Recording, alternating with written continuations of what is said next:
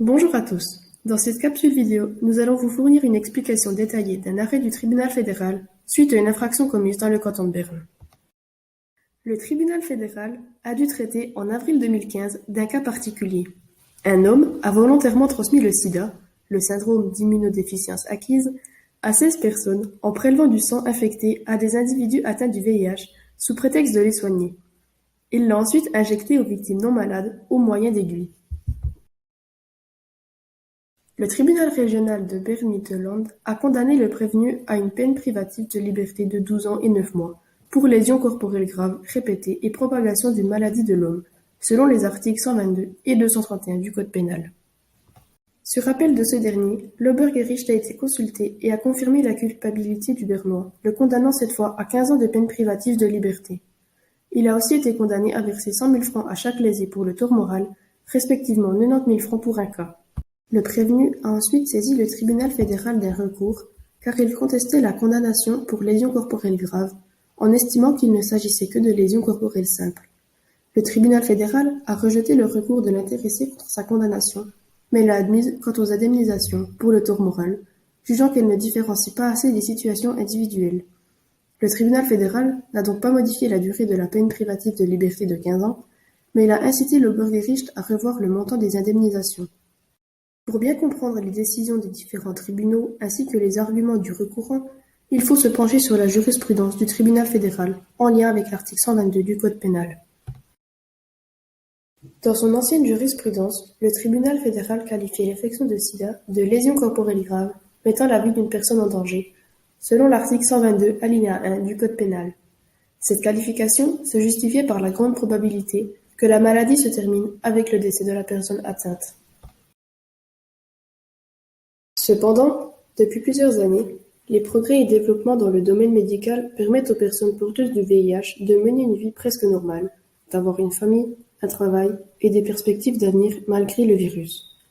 Le tribunal fédéral a donc décidé en 2013 de changer sa jurisprudence car on ne peut plus retenir que l'infection du sida représente un danger pour la vie au sens de l'article 122, alinéa 1. Toutefois, les conséquences de ce virus sur la vie de la personne infectée demeurent très importantes. Le recourant argumente que la qualification juridique de lésion corporelle grave n'est pas conforme à la situation. En utilisant la nouvelle jurisprudence, le recourant s'appuie sur le fait que l'infection du sida n'est plus considérée comme une lésion corporelle grave, selon l'alinéa 1 de l'article 122, et considère donc ces lésions comme simples.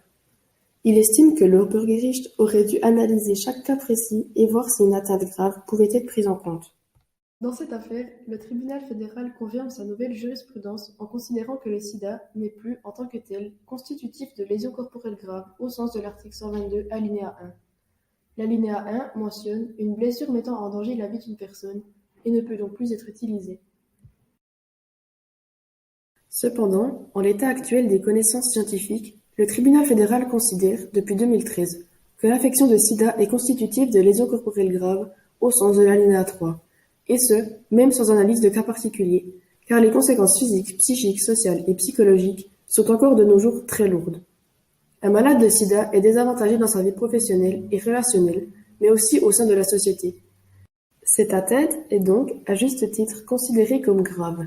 Ainsi, le tribunal fédéral qualifie l'infection du sida de lésion corporelle grave, non plus en appliquant la clause prévue à l'article 122 alinéa 1, mais celle prévue à l'article 122 alinéa 3. Concernant la sentence prononcée par l'Obergericht et reconnue en partie par le tribunal fédéral, on notera que la peine privative de liberté s'étend sur 15 ans, alors que l'article 122 du Code pénal prévoit une peine maximale de 10 ans. La prolongation de cette peine est très certainement due à l'accumulation de plusieurs infractions à la loi, notamment celle mentionnée dans l'article 231 du Code pénal concernant la propagation d'une maladie de l'homme. Notons aussi que si la défense avait réussi à faire valoir que les lésions corporelles étaient simples et non graves, la peine du Bernois aurait été de 3 ans au plus ou d'une peine pécuniaire. Nous avons à présent terminé notre présentation sur cet arrêt du tribunal fédéral. Nous vous invitons à prendre part au questionnaire et à nous interroger au cas d'incompréhension.